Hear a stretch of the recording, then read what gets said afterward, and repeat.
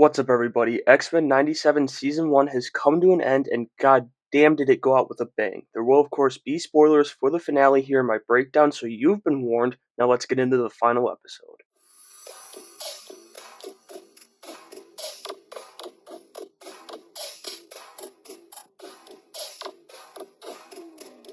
The final episode of the rebooted series opened with Charles and Magnus in a flashback, but actually, they're inside Magnus's mind as we see Charles revealing his mutant powers to Magnus back in the day, obviously, and this was such a great scene to follow up that crazy ending to last week's episode. We then see Charles once again trying to reason with his old pal Magnus, but to no avail, and so he takes things into his own hands to save Earth.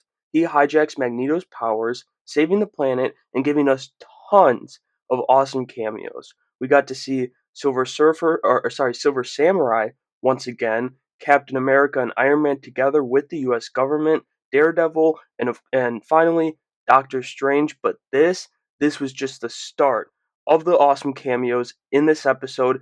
It was nuts. Jumping over to Bastion, he's evolved and defeated the X-Men, even adding that his mother told him that she begged Charles Xavier to take him, which obviously isn't true, and she's a psycho, but Scott did everybody a favor in episode 8. Bastion then sends out his hybrid sentinels, saying Operation Zero Tolerance has to skip to the final stage, as that leads to even more awesome cameos, giving us Cap and Iron Man together once again, T'Chaka and his Dora Milaje, Daredevil once again, but this time he's with Cloak and Dagger.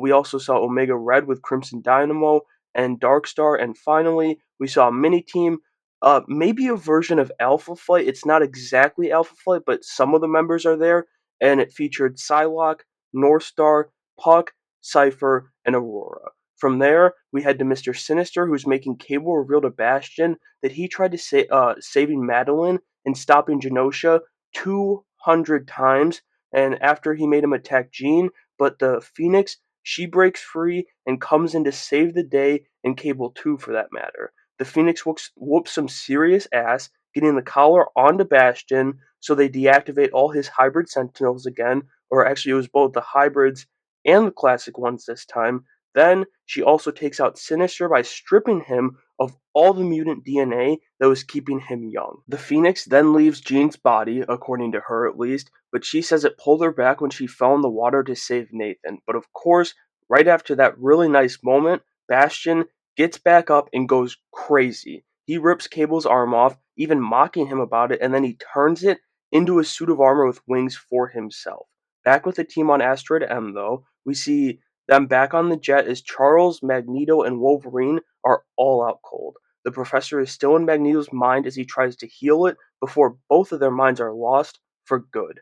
Then, as Scott is checking in on Wolverine, telling him he can't break Jean's heart and die, he's contacted by his wife as she warns him that Bastion is incoming and he's become the future incarnate.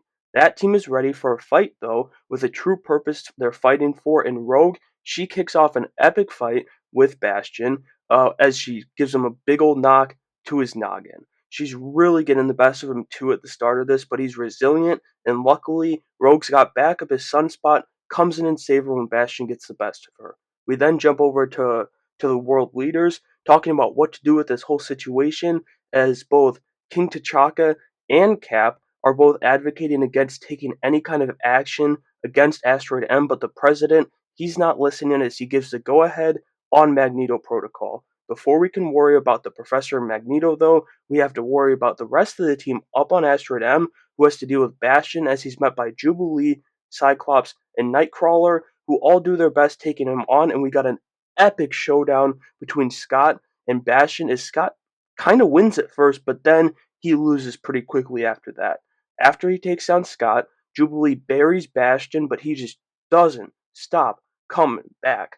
Luckily, Gold Team arrives in a Sentinel, and we got another cameo here with Morph flying down to the team from the Sentinel as Sauron. But to my surprise, before the team takes on Bastion, Scott tells him to stand down, and he turns to reason with their enemy because it's what they ask everyone else to do with them, reassuring Bastion that Charles did indeed want to take him, but it was his mother who kept him from being one of the very first X-Men. As that's going on, Asteroid M is hit, and it's a good thing Jean is so damn cool and powerful because she's able to protect the team when the missiles hit.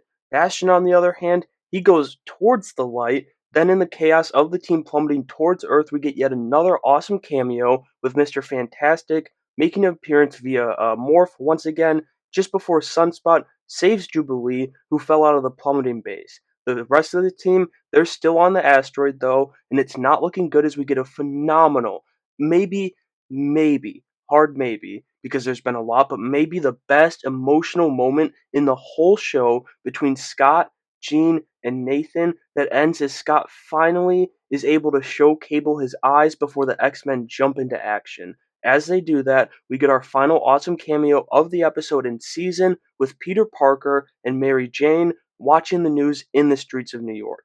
That was followed up with another great, heartfelt moment between Charles and Magnus talking about family and everything it means, as well as how important it is that you protect your family. That breaks through to Magneto, who awakens and immediately jumps into action, saving the day, only for Asteroid M, along with the entirety of those aboard, to disappear and be lost in time. We then jump 6 months in time, as everyone who is on Asteroid M is still missing, and Bishop shows up to the X Mansion, which is shut down with chains on the gate, finding Forge, who's been trying to form a new team looking for people like Wanda and Colossus, but it doesn't seem he's had much luck. From there, we see our where our X-Men wound up. Rogue, she wakes up in Egypt in the year 3000 BC and starts immediately kicking ass and is joined by Nightcrawler in doing so. Then Beast, Charles, and Magneto also wound up in this time period.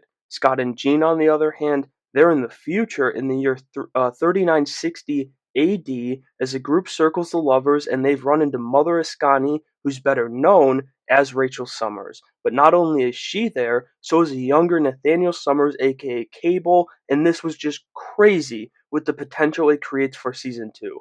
The episode closes as the majority of the team who's stuck in Egypt during the year 3000 BC learns the name of the warrior in front of them, that being En-Sabah-Nur, also known as their foe in their time, Apocalypse. Beast gives a very fitting line after that and seeing where they are as we close out the season on Beast, dropping a great "oh dear." He he just really does have the best quips. I've loved all of them this season. That's not all actually though, because there was like a mid-credit scene kind of thing here right after the team credits, as we see Apocalypse in present day Genosha picking up one of Gambit's cards as a major tease to him being the villain of season 2 and also the return of Gambit. Well, kind of. This was an amazing finale to wrap up a near perfect season of this show that ranks at the top of my MCU rankings without a doubt. I mean, everything from the emotions to the action was 10 out of 10 amazing in this show. Then we've got all the hype for season 2 now with tons to look forward to. We're going to be getting so much. I mean, it's hard to believe we're going to be getting more goodness with stuff like Feral Wolverine, Apocalypse likely being the big bad, both Rachel and Nathan with Scott and Jean, maybe Onslaught coming into the picture, but I'm kind of 50-50 on that if they're doing that now. And of course, Gambit coming back as Death. And so that'll do it for my breakdown, my final breakdown of X-Men 97. I can't sing its praises any more than I already have, so just like I did last week, I'm simply going to end it here just saying it's perfect. Let me know what you thought of the finale and the season as a whole down in the comments below, and make sure you have a great day.